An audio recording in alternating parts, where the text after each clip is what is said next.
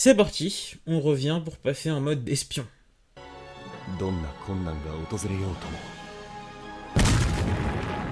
友の助けをはい任務が殺しが続続くく限り Salut, c'est Fat Black, et aujourd'hui review de Spy X Family, un animé de cette saison qui est disponible sur Crunchyroll, qui est l'adaptation animée du manga éponyme, qui est prépublié sur le service en ligne de la Shueisha Shonen Jump Plus depuis mars 2019. Et donc l'histoire, c'est celle de Twilight, le numéro 1 des espions, qui a pour mission d'approcher un ennemi de la paix lors de réunions scolaires. Et pour ce faire, il va donc devoir fonder une famille en une semaine. Il va commencer par adopter Anya, une jeune fillette au pouvoir télépathique, 父よし et se mariera ensuite avec Yor, une tueuse à gages. Et c'est donc l'équilibre de cette famille ô combien atypique que nous allons suivre dans cette histoire. J'adore faire des synopsis, en vrai, c'est trop cool. Mais donc... Et donc, que dire des deux premiers épisodes qui sont sortis?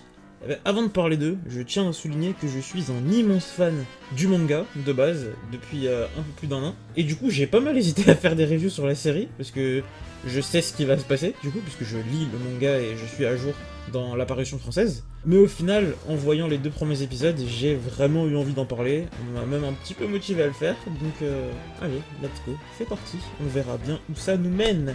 Et du coup, concernant les deux premiers épisodes, je les ai énormément appréciés parce que je trouve qu'ils adaptent parfaitement bien les deux premiers chapitres du manga.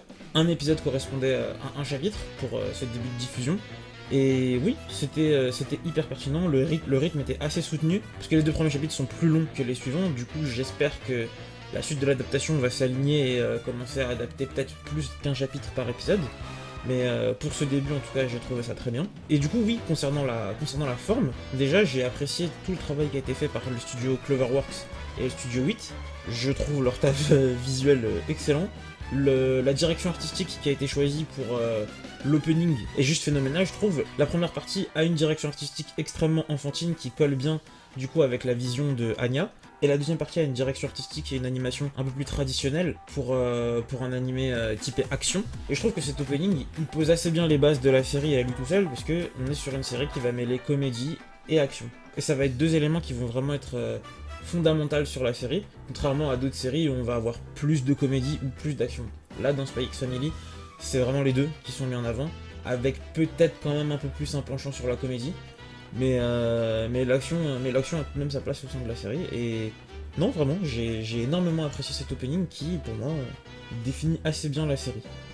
Ensuite, concernant toujours la forme, j'ai aussi apprécié le choix des seiyuu, tout simplement, parce que étant un lecteur du manga, j'avais commencé un peu à imaginer les voix que les personnages allaient avoir, et pour le coup, la voix de Yor, c'est pas tout à fait ce que j'imaginais, mais franchement, c'est excellent. Je suis surpris et satisfait du choix qui a été fait sur la doubleuse. En ce qui concerne Anya, c'est exactement ce que j'imaginais, c'est exactement ce qu'il fallait. Et concernant Lloyd, dernier personnage fondamental, pareil, c'est exactement ce qu'il fallait. J'avoue quand même que sa voix est un peu plus drôle que ce que je pouvais imaginer dans les moments typés humour, mais c'est efficace, ça fait le taf, et surtout c'est le but. Donc franchement c'est cool. Et concernant les autres personnages, ben, on verra au fil de la saison. La voix de Frankie par exemple, elle est assez cool, et hâte de voir du coup la voix que pourront avoir les autres personnages, mais je ne définirai pas qui sont les autres personnages qui arriveront par la suite. Mais du coup, là on va pouvoir commencer à causer sérieux pour causer du fond de la série.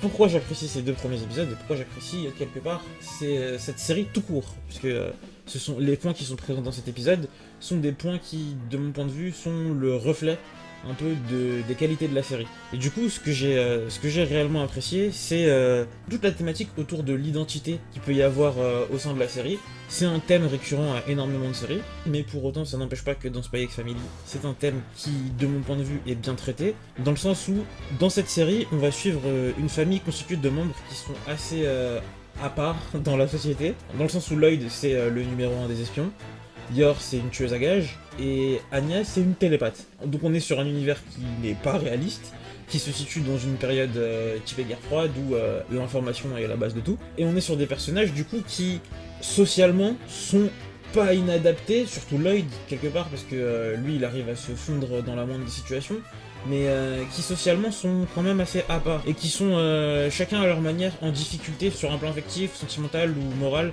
Je saurais pas quel mot choisir réellement pour définir le type de problème que chacun d'entre eux rencontre. Mais du coup avec Lloyd par exemple, on est sur un personnage qui n'est presque plus capable de distinguer ses émotions, de par le fait qu'il est obligé de changer d'identité constamment. Donc il finit par ne plus réellement savoir qui il est, et on le voit au sein du premier épisode, il en était arrivé au point où il se souvenait carrément même plus de pourquoi il était devenu espion. Tellement il changeait de rôle, d'identité, et du coup il ne laissait plus réellement de place à qui il était, et avait abandonné son identité le jour où il avait coupé ses papiers d'identité, comme il le dit. On est ensuite sur une Yor qui, elle, a moins de problèmes avec son identité, mais qui vit constamment dans la dissimulation de qui elle est vraiment, et qui du coup en arrive même à avoir du mal à se faire accepter socialement. On le voit dans le second épisode, de par tout le mépris et la jalousie qu'elle se mange dans la gueule, de par le fait que elle essaye de socialement ne pas s'imposer, alors que concrètement c'est un personnage extrêmement fort, qui pourrait littéralement tuer toutes les personnes qui se foutent de sa gueule en moins de 2 secondes. Donc oui, c'est un personnage qui a du mal à asseoir sa personnalité face aux autres. Et on est sur également 2 personnages qui sont Lloyd et Yor, qui concrètement sont des personnages qui sont face à énormément de responsabilités. Dans le premier épisode, on le voit au travers de ce passage. 影なき英雄よ、君たちエージェントの活躍が日の目を見ることはない。勲章もなく新聞の片隅に載ることもない。だがそれでもそのムクロの上に人々の日常が成り立っていることを忘れる。 Et dans le second épisode, on le voit au travers de ce passage. 誰かのために何かのために過酷な仕事に耐え続けることは並の覚悟では務まりません。それは誇るべきことです。 Ce que ces 2 passages nous montrent de mon point de vue, c'est que les personnages de Lloyd et Yor sont des personnages qui ont accepté pour le bien d'autrui, ont accepté d'abandonner leur propre vie, et du coup de vivre au service des autres. Et du coup c'est assez intéressant que ces 2 personnages-là soient les futurs parents de Anya, 3e personnage du coup, qui, elle, a pour problème de réussir à se créer une identité, malgré le fait que durant toutes les premières années de sa vie, elle ait été rejetée pour ce qu'elle est.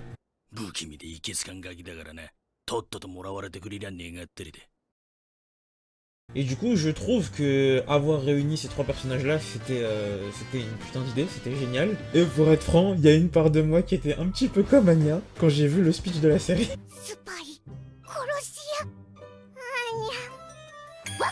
Mais du coup, franchement, non, je trouve que les premiers épisodes, même sur ce qu'ils racontent, sont assez intéressants. Puisque du coup, on voit un Lloyd qui commence à laisser un peu plus s'exprimer ses émotions, de par la présence d'Anya, qui, elle, au final, est capable de lire les émotions de chacun, et qui, de par les petites bêtises qu'elle va faire, va lui permettre de laisser transparaître ses émotions. Et on le voit même aussi à la fin du premier épisode, lorsque Anya réussit son examen d'entrée, on voit que Lloyd se laisse réellement aller à ses émotions. Et ça fait plaisir, ne serait-ce qu'en un épisode, de voir le personnage commencer déjà à s'ouvrir un petit peu. On voit que c'est quelque chose qui n'est pas habituel pour lui, et du coup c'est assez sympa de voir le naturel d'un perso qui n'est pas habitué à laisser transparaître sa nature profonde. Et là, dans son cas, c'est par rapport à son métier. そうだった。子供が泣かない世界。それを作りたくて俺はスパイになったんだ。 Un point que j'apprécie énormément avec la série, c'est même le point que j'apprécie le plus dans la série, mais c'est quelque chose qui va être davantage mis en avant dans la suite de la série, c'est le personnage de Anya, qui est juste une pépite. Oi! ダメだと言ったろ。ほらそこ！バレないと思ってんのか。そこ！そこ！父すごい見つけてくる。楽しい。 Ce personnage est extrêmement drôle. Je peux comprendre que pour le coup, là je dis ça un peu vite, mais dans la suite de la série, Anya est juste géniale. Dans ces 2 premiers épisodes, ce que j'apprécie avec le personnage, c'est que bien qu'on soit dans un univers qui soit extrêmement peu réaliste, Anya est une télépathe, certes devenue télépathe suite à des expériences, mais bon, télépathe, donc... Et du coup, en fait, malgré tout, elle a un comportement d'enfant assez réaliste, j'ai envie de dire. 完了までにこいつとは良好な関係を保っておかねば。知らなくてはこの生き物について外交しかり相手を知ることが和平への第一歩。アーニャを知ると世界が平和に。dans le sens où ça reste une petite fille qui s'émerveille de tout et qui encore une fois réagit face aux situations comme une enfant le ferait. どうした急に。